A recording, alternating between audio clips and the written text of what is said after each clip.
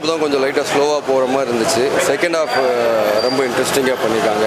ராட்சசனில் ஒரு ஃபீல் கொடுத்த மாதிரி அவரோட வேலையை இந்த படத்தில் ரொம்ப கரெக்டாக பண்ணியிருக்காரு. சிவானனும் சூப்பராக நல்லா நடிச்சிருக்காரு. ஒரு சாங் இருக்குது கண்ணே அப்படின்ற சாங், அதுவும் ரொம்ப நல்லா இருக்குது. தேங்க்ஸ்.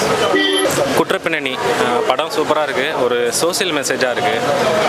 இப்போ இந்த காலகட்டத்துக்கு இது தேவையான கதை. ஏன்னா இப்போ உள்ளலாம் பார்த்திங்கன்னா கல்யாணம் நடந்துச்சு, அதுக்கப்புறம் நிறைய ப்ராப்ளம்ஸ் வருது, டக்குன்னு ஆளை மாற்றிட்டு போயிட்டுருக்காங்க. அது வந்து தடுத்து நிறுத்துகிற மாதிரி இந்த கதை இருக்குது. இதில் உள்ள எல்லா ஆர்டிஸ்ட்டுமே நல்லா பண்ணியிருக்காங்க. ஒரு சோசியல் மெசேஜாக இருந்தாலும் ஒரு நல்ல கதையோடு இருக்குது. எல்லோரும் போய் தேட்டரில் பாருங்கள். தேங்க்யூ. வணக்கம். குற்றப்பின்னணி படத்தம் தேவி கர்மாவில் பார்த்துட்டு எல்லோரும் வெளியே வந்துட்டுருக்காங்க. மக்களுக்கும் நல்லா ரெஸ்பான்ஸ் பண்ணிக்கிட்டு இருக்கிறாங்க. படம் நல்லா இருக்குன்னு போய்கிட்டு இருக்கு, நல்லபடியாக போய்கிட்டு இருக்கு. அதனால் நீங்கள் இப்போல்லாம் ப்ரொமோட் பண்ணுறது மக்கள் சொல்கிற கருத்து தான் உண்மையான கருத்தாக இருக்கும். அதனால் எல்லோரும் கண்டிப்பாக அவங்கவுங்க ஊரில் எங்கே படம் ஓடுதோ கண்டிப்பாக போய் படம் பாருங்கள். இந்த படத்தை ஒரு வெற்றி படம் பார்க்கணும்னு கேட்டுக்கிறேன். நன்றி. வணக்கம். நாங்கள் இப்போ பார்த்தீங்கன்னா குற்றப்பின்னணி அப்படின்னு ஒரு படம் பார்த்துட்டு வந்திருக்கோம். என்னோட பசங்களோட போய் பார்த்துருக்கோம். ரொம்ப நீட்டான படம். படம் எப்படிப்பட்டது அப்படின்னு கேட்டிங்கன்னா, குற்றப்பின்னணி ஏதோ கொள்ளையோ பற்றி பேச போகிறாங்க அப்படின்னா அது இல்லைங்க. இன்றைக்கி திருமண வாழ்க்கையில் மிகப்பெரிய மிஸ்டேக்கு. ஒரு மனுஷனுக்கு பொண்ணு கிடைக்கிறதே பெருசுங்க. அதில் அவன் பொண்ணு கிடச்சி கல்யாணம் பண்ணி அந்த 19s கிட்டலாம் இருக்காங்க, ரொம்ப கஷ்டப்படுறாங்க. 90s பிறந்ததுக்காகவே அவங்களுக்கு பொண்ணு கிடைக்க மாட்டேங்குது. கல்யாணம் பண்ணி போயிடுறாங்க. சரி ஒன்றா வாழ்வோம் 100 வருஷத்துக்கு அப்படின்னா 5-6 வருஷம் தான் சார் அவங்களோட வாழ்க்கையை தக்க பிடிக்குது. அதுக்கப்புறம் என்ன பண்ணிடுறாங்க, மாப்பிள்ளைக்கு பிடிச்சா ஒரு பொண்ணோட போயிடலாம், பொண்ணுக்கு பிடிச்சா ஒரு பையனோட போயிடலாம். ஆனால் அந்த 5-6 வருஷத்துக்குள்ளே பிறக்கிற குழந்தைங்களோட நிலைமை யாருமே யோசிக்கிறது இல்லை. அப்படி குழந்தைங்களை நிர்கதியாக விட்டுட்டு போகிற பேரண்ட்ஸுக்கு இதுதான் நடக்கும் அப்படிங்கிற மாதிரி ஒரு அழகான ஆணித்தனமாக ஒரு பயமுறுத்தக்கூடிய ஒரு ஜானரில் படம் எடுத்திருக்காங்க. ரொம்ப அருமையாக இருக்குது சார். அந்த டீமுக்கு எங்களோட வாழ்த்துக்களை தெரிவிச்சுக்கிறேன். எந்த விதமான ஒரு தப்பான எந்த சீனுமே கிடையாது. குழந்தைங்க கூட பார்க்குற மாதிரி ஒரு அருமை. குழந்தைங்களாம் காட்டணும். ஏன்னு கேளுங்க, இனிமேல் வளர போகிறது அவங்க தான். அவங்களாவது எந்த தவறுகளையும் செய்யாமல் ஒரு நல்ல ஒழுக்கத்தோடு வளரணும் அப்படிங்கிறதுக்காகவே இந்த படத்தை வந்து போட்டு காமிக்கலாம் சார். ரொம்ப அருமையாக இருக்குது. Thank you so much. இது குற்றப்பின்னணி. இந்த டீமில் இருக்கவங்க எல்லாருமே என் ஃப்ரெண்ட்ஸாக நடிச்சிருக்காங்க. இது புதிய முயற்சி. எப்போவுமே புது கான்செப்டோட வரவங்களுக்கு வந்து எப்போவுமே தமிழ் ஆடியன்ஸ் வந்து ஃபுல்லாக சப்போர்ட் பண்ணுவாங்கன்னு தெரியும். அப்படி சப்போர்ட் பண்ணால் தான் அவங்க புதுசாக வர்றவங்களுக்கும் ஒரு உற்சாகமாக இருக்கும். அவங்களும் அடுத்த கட்டத்துக்கு போக முடியும். அதனால் எல்லாருக்கிட்டையும் ரெக்வெஸ்ட் பண்ணி கேட்டுக்கிறேன், புதுசாக இந்த மாதிரி முயற்சிகளோட வர்றவங்கள சப்போர்ட் பண்ணுங்கள். இந்த படம் நல்லபடியாக ஓடுறதுக்கு எல்லோரும் சப்போர்ட் பண்ணுங்கள். Thank you so much. இந்த டீமில் இருக்க எல்லாருக்கும் என்னுடைய விஷயத்தை தெரிவிச்சுக்கிறேன். Thank you so much. எல்லாருக்கும் வணக்கம். நான் இதில் வந்து ஒரு போலீஸ் கேரக்டர் தான் பண்ணியிருப்பேன். இது நல்லாயிருக்கும், பாருங்கள். இந்த கதை வந்து இயக்குனர் இஸ்மாயில் வந்து பண்ணியிருக்காரு. இவங்க சார் வந்து மியூசிக் டைரக்டர். இவங்க இன்றைக்கி படம் ரிலீஸ் ஆகிருக்கு, குற்றப்பின்னணி. இந்த படம் வந்து எல்லோருடைய வாழ்க்கையை வந்து வாழ்வியல் முறையை சொல்லக்கூடிய ஒரு நல்ல ஒரு கான்செப்டாக இருக்கும். நல்ல கான்செப்ட் பண்ணியிருக்காரு டைரக்டர். நீங்கள் எல்லோரும் தேட்டருக்கு வந்து படத்தை பாருங்கள். உங்களுடைய ஆதரவு வேணும். நம்ம வாழ்க்கையில் எவ்வளோ கவனமாக இருக்கணும், என்ன மாதிரி வந்து ஒரு பத்திரமா வாழணுங்கிறத வந்து நம்ம லைஃபுக்கான ஒரு முக்கியமான விஷயத்தை தான் இயக்குனர் சொல்லியிருக்காரு. நீங்கள் எல்லோரும் படத்தை பார்த்து நல்ல விஷயங்களை சிறப்பாக எடுத்துங்க. எல்லோரும் இந்த படத்துக்கு ஆதரவு கொடுக்கணும்னு சொல்லி இந்த இடத்த கேட்டுக்கிறேன். நன்றி. குற்றப்பின்னணி படத்தினுடைய இசையமைப்பாளர் நான். என் பேர் ஜித். இதில் இந்த படத்தில் பார்த்தீங்கன்னா பின்னணி இசைக்கோர்வுக்கான அவ்வளோ வாய்ப்புகள் எனக்கு ஃபுல்லாக கொடுத்துருக்காங்க. நல்ல ஒரு கதைக்களம் கொண்ட திரைப்படம் இது. இதில் வந்து பின்னணி ஸ்கோர் ஃபுல்லாகவே பண்ணியிருக்கோம். கதைக்களத்துக்கான ஒரு சின்ன பாடல் தொகுப்பு இதில் வச்சுருக்கோம். அந்த பாட்டு நல்லா பிரபலமாக இருக்குது, எல்லா பக்கம் பேசப்பட்டிருக்கு. நல்ல படம், வந்து எல்லோரும் பாருங்கள். இதில் இருக்கக்கூடிய டெக்னீஷியன்ஸ் எல்லாத்துக்கு நீங்கள் வந்து பார்த்தா தான் அதனுடைய பெருமைகள் அவங்களுக்கு உணர முடியும். அவசியம் வந்து பாருங்கள். அதாவது இந்த ஜென்ரேஷனில் அவங்க கொஞ்சம் விஷயங்கள்லாம் எடுத்துக்காட்டி அதை எப்படி சொல்யூஷன் பண்ணணும், இந்த மாதிரி செய்யக்கூடாதுன்னு எல்லாம் தெளிவாக பண்ணிட்டாங்க. குழந்தைங்களோட விருப்பம் என்னவோ அதை நிறைவேற்றுற மாதிரி இருக்கு. சூப்பராக இருக்குப்பா. எல்லாருமே நல்லா பண்ணியிருக்காங்க. எனக்கு இதில் பிடிச்ச விஷயம் வந்து ஒரு குற்றம் செஞ்சால் யார் வேணாலும் தண்டனை கொடுக்கலாம். யாருக்கும் குற்றம் தெரிஞ்சால் எல்லாருக்குமே அந்த உரிமை இருக்குது. அந்த மாதிரி செய்யலாம். இவங்களுக்கு பிளான் பண்ணி செய்யணும். அதில் குற்றம் நம்ம கண்ணுக்கு தெரியும் போது நம்ம தடுத்து கேட்குறது மாதிரி இருக்குது. அவ்வளோதான். தேங்க்யூ. இந்த படம் வந்து மற்ற படம் மாதிரி ஒரே மாதிரி இல்லாமல் ஹீரோயினி அவங்க காப்பாற்றுறது இவங்க காப்பாற்றுறது ஒரே மாதிரி இல்லாமல் கொஞ்சம் டிஃப்ரெண்ட்டாக இருந்தது. அதே மாதிரி எல்லாருமே வந்து ஃபேமிலியோடு பார்க்கலாம். நல்லதாக இருந்தது. அது பாட்டும் அருமையாக தான் இருந்தது. தேங்க்யூ. பிரதர் நல்லா இருக்குது படம் உண்மையிலுமே. ஆக்சுவலாக ஹீரோவாக பண்ணவரும் வில்லனாக பண்ணவரும் என்னோடய ஃப்ரெண்ட்ஸ் தான், நல்லா பண்ணியிருக்காங்க. குற்ற பின்னணி இது வந்து இதில் ஒரு நல்ல மெசேஜ் சொல்லியிருக்காங்க. ஆக்சுவலாக என்னென்னா இப்போது அந்த யூஸ்ஃபுல்லாக வந்து இந்த கள்ளத்தொடர்பு இருக்கிறது அது ஓகே யூஸ்வல் தான். பட் குழந்தையே கொல்ற அளவுக்கு போகுதுன்ற பட்சத்தில் ஒரு குழந்தைய மிஸ் பண்ண ஒரு அப்பாவோட அந்த வலி அது எல்லாமே தெளிவாக சொல்லியிருக்காங்க. ரொம்ப நல்லா இருக்குது, எல்லாருமே நல்லா பண்ணியிருக்காங்க. நிறைய பேர் புதுமுகம் பண்ணியிருக்காங்க, பட் அவங்களும் நல்லா பண்ணியிருக்காங்க. கண்டிப்பாக வந்து படம் பாருங்கள், எல்லாருக்குமே பிடிக்கும். பட் ஒரு மெசேஜ் இதில் தெளிவாக சொல்லியிருக்காங்க, அது எல்லாருக்குமே பொருந்தும். கண்டிப்பாக வந்து பாருங்கள். தேங்க்யூ. கடைக்கு என்ன தேவையோ அதுக்காக நல்லா வளர்த்துருக்காங்க. படம் நல்லா ரொம்ப நன்றி. வணக்கம். இன்றைக்கி குற்ற பின்னணி படம் ரிலீஸு. அதனுடைய டைரக்டர் நான் Ismail, music director Balu, karate Raja சொல்ல வேண்டாம், ஜித்து, சிவா, சாய் சிவா படத்தில் வில்லன் நடிச்சிருக்காரு. படம் தேட்டர் எல்லா தேட்டர்லையும் போய்கிட்டு இருக்கு, நல்லபடியாக போய்கிட்டு இருக்கு. நல்லபடியாக போகிறதுக்கு இவங்கெல்லாம் ஒரு காரணமாக இருக்காங்க. எல்லாருமே சொல்லக்கூடிய நீங்களும் பார்த்து சொல்லியிருக்கேன், நேற்று ப்ரெஸ் மீட்டில் சொல்லியிருக்காங்க. நல்லபடியாக மியூசிக் இருந்துச்சு அப்படின்ட்டு. அதே மாதிரி நல்ல ஒளிப்பதிவு, எல்லா டெக்ஸுமே நல்லா பண்ணி கொடுத்தாங்க.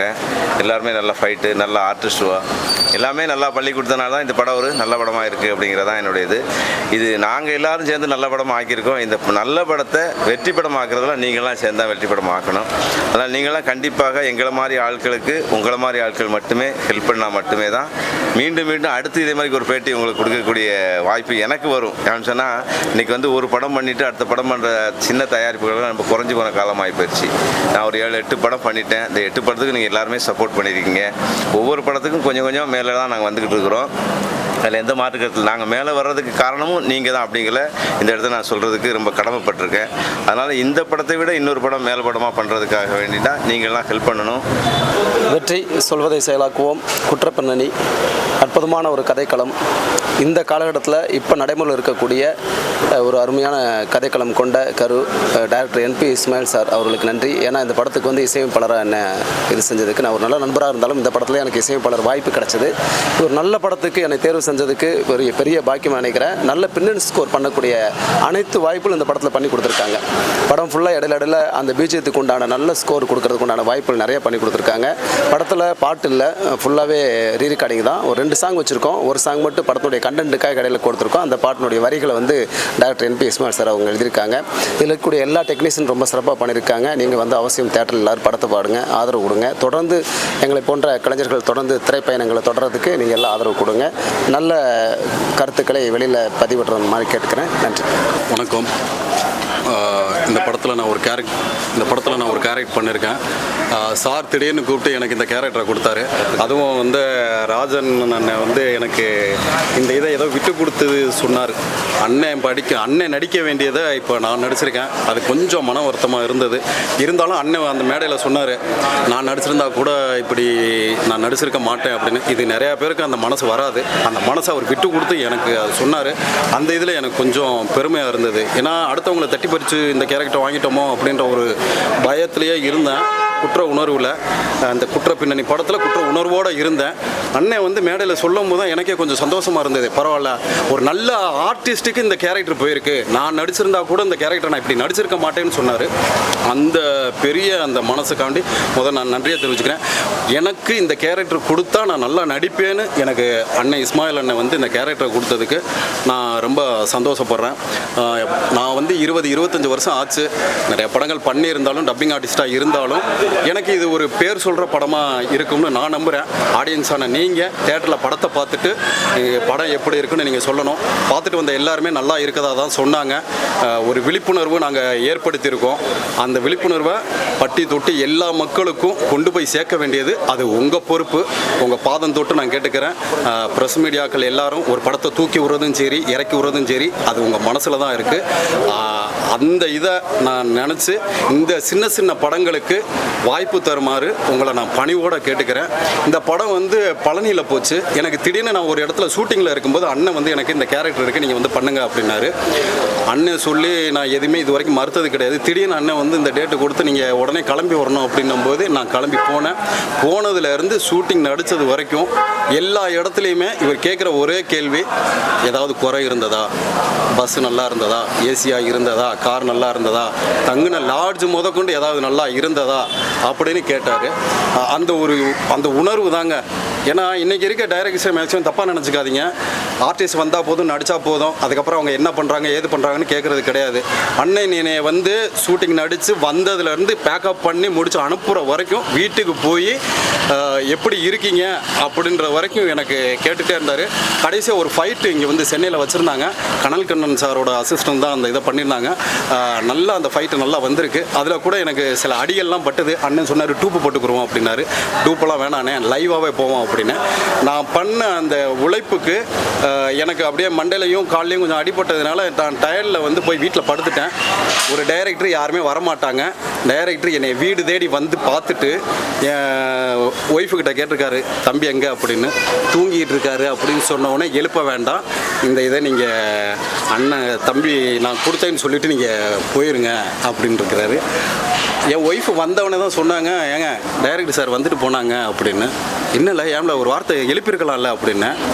அதுக்கு சொன்னாங்க, இல்லை எழுப்ப வேண்டாம், டயர்டாக தூங்குறாங்க அப்படின்னு சொன்னதுனால விட்டுட்டாங்க அப்படின்னோடனே அந்த ஒரு இதை அந்த கவர் ஒன்றை கொடுத்துருப்பேன். அந்த கவரை விரிக்கும் போது எனக்கு அப்படியே ஒரு மாதிரி இதாக இருந்தது. என்னென்னா உழைச்ச உழைப்புக்கு நீ ரொம்ப உழைச்சிட்ட சிவா அப்படின்னு சொல்லிட்டு அந்த இதில் வந்து எனக்கு ரொம்ப எப்படி சொல்ல, இந்த மாதிரி டைரக்டர் கிடைக்க எனக்கு கொடுத்து வச்சுருக்கணும்.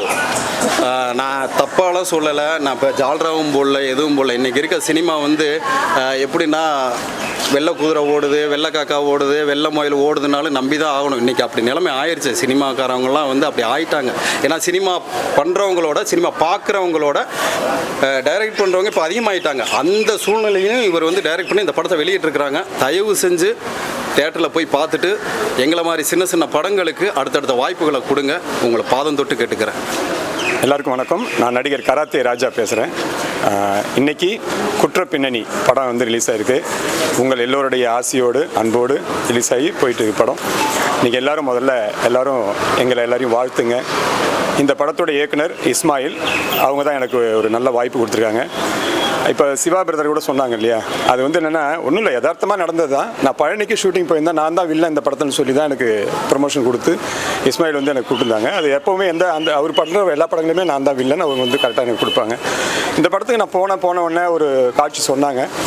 அது சொன்ன உடனே எனக்கு என்னன்னா, எனக்கு எனக்கு ஒரு நெகட்டிவ் இல்லாமல் கொஞ்சம் பாசிட்டிவாக கொடுப்பீங்களான்னு ரொம்ப ஆசையாக தான் நான் கேட்டேன். அவ்வளோ உரிமையாக எல்லா டயட்டும் கேட்க முடியாது. ஆனால் நான் ஏதோ மனசில் இதாக இருந்து கேட்டேன். அது ஃபஸ்ட்டு வந்து ஒரு மர்டர் சீன் மாதிரி சொன்னோன்னா, நான் எல்லாத்தையும் இப்படி தான் செய்கிறேன், எனக்கு கொஞ்சம் பாசிட்டிவாக கொடுங்களேன் அப்படின்னு கேட்டேன். என்ன ராஜா எல்லாம் ரெடி பண்ணிட்டு கூப்பிட்றேன் இப்படி சொல்கிறீங்கன்னாரு. எல்லாம் எனக்கு ஏதோ தோணுது அப்படின்னு தான் சொன்னேன். அந்த நிமிஷம் எனக்கு தோணுன அந்த விஷயம் இன்றைக்கி நான் சொல்கிறேன், ரொம்ப அருமையாக தான் அது நடந்திருக்கு. இப்போ கூட சிவா பிரதர் சொன்னாங்க பார்த்தீங்களா, இப்போ நான் அந்த வில்லனை நடிச்சிருந்தா இப்போ நாங்கள் 3 பேர் தான் இங்கே இந்த நேரம் வந்து நின்று பேட்டி கொடுத்துருப்போம். இப்போ 4வது அவர் ஒரு ஆர்டிஸ்ட் எங்களுக்கு சேர்ந்தாச்சு இல்லையா, ஒரு டீம் எங்கள் ஃபேமிலியில் ஒரு டீம் வந்தாச்சு. அதனால் ஏதோ ஒரு விஷயம் விட்டு கொடுத்தா நல்ல விஷயம் நிச்சயமாக நடக்கும். அது மாதிரி நான் சொன்ன உடனே என்னை ஒரு நாள் வெயிட் பண்ண வச்சு ஒரு போலீஸ் ரோல் தான் எனக்கு வந்து கொடுத்தாங்க. ஆனால் அது வெகு சிறப்பாக இருக்கும். நீங்கள் படம் பார்த்தீங்கன்னா தெரியும். ஒரு பிசினாலும் அது எந்த அளவுக்கு ஜென்வனாக பண்ண முடியுமோ அந்த அளவுக்கு இஸ்மாயில் வந்து என்ன டைரக்ஷனில் என்னை கொண்டு வந்திருக்காங்க. இந்த சைடு நான், அந்த சைடு சிவாஸ் பிரதர், ஒவ்வொருத்தரும் ஒவ்வொரு சைடில் இருந்து ஒர்க் பண்ணியிருக்கோம். அப்புறம் இந்த படத்தோட மியூசிக் டைரக்டர் சார் வந்து ரொம்ப பிரமாதமாக பண்ணியிருக்காங்க. இப்போ நாங்கள் சொல்ல நீங்கள் படம் தேட்டரில் போய் பார்த்தீங்கன்னா தெரியும். ஒரு பாகுபலி படத்தில் பார்க்கும்போது ஒரு மியூசிக் ஒன்று பேக்ரவுண்டில் வரும், எல்லா மியூசிக்லையும் இருக்கும். அந்த மியூசிக் வந்து ஸ்லோவாக ஒவ்வொரு காட்சி மாறும்போது பார்த்தீங்கன்னா லீடு வந்து டக்குன்னு கட் ஆகாமல் ஒரு ஃபீல் ஒன்று கொடுத்துருப்பாங்க. அதை நீங்கள் வந்து ரசித்து பார்க்குறவங்களுக்கு நிச்சயமாக அதில் ஃபீல் ஆவீங்க. அதை நீங்கள் அவசியம் பாருங்கள். அப்புறம் இந்த குற்றப்பின்னணி கதை இப்படி ஒரு கதைன்னு எனக்கு தெரியாது. ஆனால் இந்த கதை முழுசாக தெரிஞ்சால் நிச்சயமாக அந்த வில்லனா நானே நடிச்சிருப்பேன். ஆனால் கதையே எனக்கு தெரியாது. இருந்தாலும் அது விட்டு கொடுத்தது எனக்கு இன்றைக்கி ஒரு பெரிய ப்ளஸ்ஸு. இன்றைக்கி எங்கள் கூட ஒரு சிவா பிரதர் எனக்கு வந்திருக்காங்க. இந்த கதையில் வந்து என்னென்னா, நம்மளுடைய எல்லாருடைய வாழ்க்கையிலையும் வாழ்க்கை முறையை தான் தொட்டு அழகாக சொல்லியிருக்காரு இஸ்மாயில். நீங்கள் எல்லோரும் தேட்டரில் போய் இதை நீங்கள் அமைதியாக பார்க்கணும். தேட்டரில் பார்க்கும்போது அவரோட வீரியம் என்னன்னு தெரியும். என்னென்னா நம்ம எல்லோரும் எவ்வளோ பாதுகாப்பாக வாழணும், எங்கெல்லாம் நம்ம ஏமாந்துடுறோம், எப்படிலாம் வாழணும் எப்படிலாம் வாழக்கூடாதுங்கிற நல்ல ஒரு நம்மளுடைய வாழ்க்கை முறையை தொட்டிருக்காரு. அவ்வளோதான் நான் சொல்ல முடியும். நீங்கள் தேட்டரில் போய் படத்தை பாருங்கள்.